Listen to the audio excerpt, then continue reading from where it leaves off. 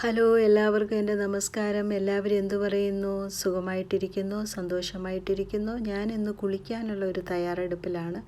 അപ്പോൾ ചേഞ്ച് ചെയ്യാനുള്ള ഡ്രസ്സ് എടുത്തു വെച്ചു. കുളിച്ചിട്ട് വരാമെന്നോർത്തിട്ട് ഇത് ആഫ്റ്റർ ബാത്തിന് കുളി കഴിഞ്ഞിട്ടുള്ള ഒരു ഫോട്ടോയാണ്. എൻ്റെ ഒരു വീഡിയോ ആണ് കാണുന്നത്. കുറച്ച് തുണി തേക്കാനുണ്ടായിരുന്നു. ആ തുണിയെല്ലാം ഒന്ന് തേക്കാമെന്ന് വിചാരിച്ചു. ആ അയൺ ബോക്സിലാണെങ്കിൽ ആ വെള്ളം ഒഴിക്കുന്ന സാധനം അത് ചീത്തയായിപ്പോയി, അത് വർക്ക് ചെയ്യുന്നില്ല. അത് കാരണം ഞാൻ ആ ബോട്ടിലിനകത്ത് വെള്ളം നിറച്ച് അങ്ങനെ തേക്കുവാണ്. ഇതെല്ലാം കഴിഞ്ഞിട്ട് പിന്നെ ഒരു ജോലിയുടെ ഇടയ്ക്ക് ഒരു ലെമനേഡ് കുടിക്കാമെന്ന് വിചാരിച്ചു. ലെമനേഡ് അറിയാമല്ലോ, നമ്മുടെ നാരങ്ങയും ഉപ്പും പഞ്ചസാരയും കൂടെ ചേർത്തിട്ടുള്ളത്. ഇത് ഉച്ചത്തേക്കുള്ള ലഞ്ചിൻ്റെ പ്രിപ്പറേഷനാണ്. തോരന് വേണ്ടിയിട്ടുള്ളത് ക്യാരറ്റ്, മുള്ളങ്കി, വെള്ള മുള്ളങ്കി എന്നല്ലേ പറയുന്നത്, അതും കൂടെ ചേർന്നിട്ടുള്ള ഒരു തോരനാണ്. നന്നായിട്ടിരിക്കും. ഇത് നല്ല ടേസ്റ്റുമാണ്. അത് വേഗം നമുക്ക് അടച്ച് വെക്കുകയൊന്നും വേണ്ട. ജസ്റ്റ് ഒന്നിങ്ങനെ ഒന്ന് വഴറ്റിയെടുത്താൽ മതി. അതാണ് തോരന് നമ്മൾ അരയ്ക്കുന്ന മസാല തന്നെയാണ്. തേങ്ങയും ഉള്ളിയും വെളുത്തുള്ളി, പച്ചമുളക്, ജീരകം, ചെറിയ ഉള്ളി വേണമെങ്കിൽ ചെറിയ ഉള്ളി. ഞാനിപ്പോൾ ചെറിയൊരു സവോളയാണ് എടുത്തിരിക്കുന്നത്. അതും കൂടെ ചേർത്ത് തേങ്ങയും അത് കൂടെ ഇത് അതിൻ്റെ മസാലയാണ്. ഇപ്പോൾ തോരൻ ഉണ്ടാക്കാനായിട്ട് ഞാനൊന്ന് വേറൊരു പാൻ അടുപ്പത്ത് വെച്ച്, മറ്റൊരു പാൻ അത് ഒരു ഫിഷ് ഫ്രൈക്ക് വേണ്ടി വെച്ചതാണ്. നമ്മൾ എണ്ണ ഒഴിച്ചിട്ട് കടുക് ഇടുമ്പോൾ ഉണ്ടല്ലോ, അത് മുഴുവൻ കടുക് പൊട്ടിയില്ല എന്നുണ്ടെങ്കിൽ ഒരു വല്ലാത്തൊരു എന്തോ പോലെ ഇരിക്കും.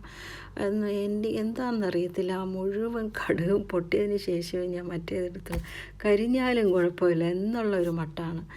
അതിനുശേഷം ഒരു മഞ്ഞൾപ്പൊടിയും ജീരകപ്പൊടിയും പിന്നെ അരിഞ്ഞു വെച്ചിട്ടുള്ള ചെറിയ ഉള്ളി, വെളുത്തുള്ളി, പച്ചമുളക്, നമുക്ക് ആവശ്യമുള്ള പച്ചമുളക്. അത് കഴിഞ്ഞിട്ട് ഈ മുള്ളങ്കിയും ഈ ക്യാരറ്റും വെളുത്ത മുള്ളങ്കിയും കൂടെ ചേർത്തിട്ടുള്ള ഇതാണ്. ഞാൻ എല്ലാ തോരനും അവസാനം മാത്രമാണ് ഞാൻ ഈ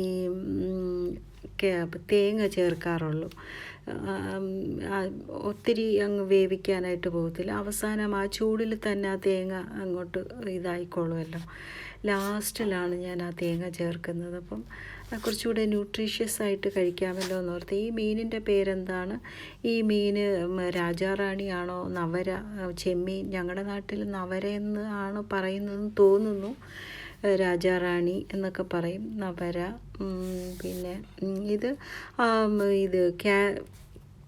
ഫിഷ് ഫ്രൈ ചെയ്ത എണ്ണ കുറച്ച് ബാക്കിയുണ്ടായിരുന്നു. അപ്പം പഴയ കാലത്ത് നമ്മുടെ ബിരിയാണി ഉണ്ടാക്കാമെന്ന് വിചാരിച്ചു. അതിന് ചെറിയ ഒരു സവോള, പച്ചമുളക്, ഒരു ടൊമാറ്റോ, പിന്നെ ഫിഷ് ഫ്രൈ ചെയ്തിട്ടുള്ള ആ മസാല കാണുമല്ലോ അതിനകത്ത്. അപ്പോൾ ചോറും കൂടെ നമുക്ക് അല്പം ആ മസാലയുടെ മസാല മതിയല്ലോ.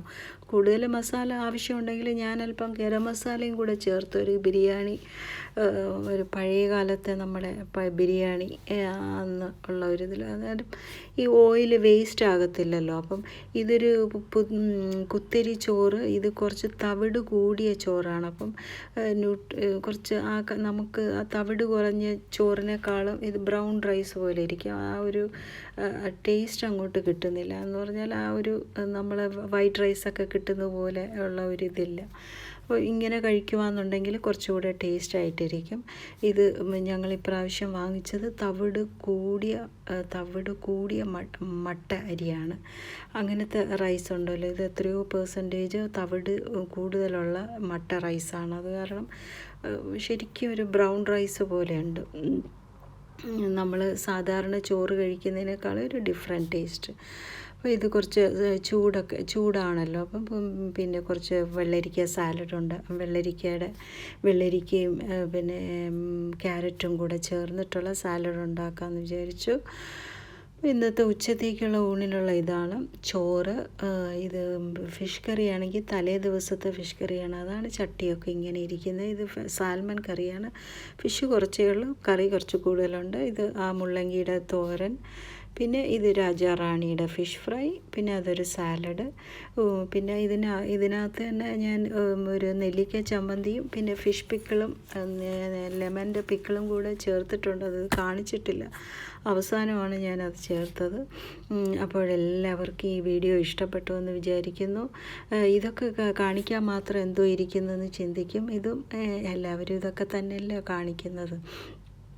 അപ്പം എല്ലാവർക്കും ഇഷ്ടപ്പെട്ടു എന്ന് വിചാരിക്കുന്നു. എല്ലാവരും സബ്സ്ക്രൈബ് ചെയ്യുക, കാണുക, ഷെയർ ചെയ്യുക. ഷെയർ ചെയ്യാൻ മാത്രമല്ല, ഇതൊക്കെ തന്നെയാണല്ലോ എല്ലാ ദിവസവും കഴിക്കുന്നത്. ഷെയർ ചെയ്യുക. മറ്റൊരു വീഡിയോയുമായി വരുന്നതുവരെ എല്ലാവർക്കും ഒരു ശുഭദിനം ആശംസിക്കുന്നു. അപ്പം എല്ലാവർക്കും ഇഷ്ടപ്പെട്ടു എന്ന് വിചാരിക്കുന്നു. എല്ലാവരും സബ്സ്ക്രൈബ് ചെയ്യുക, കാണുക, ഷെയർ ചെയ്യുക. Okay, bye.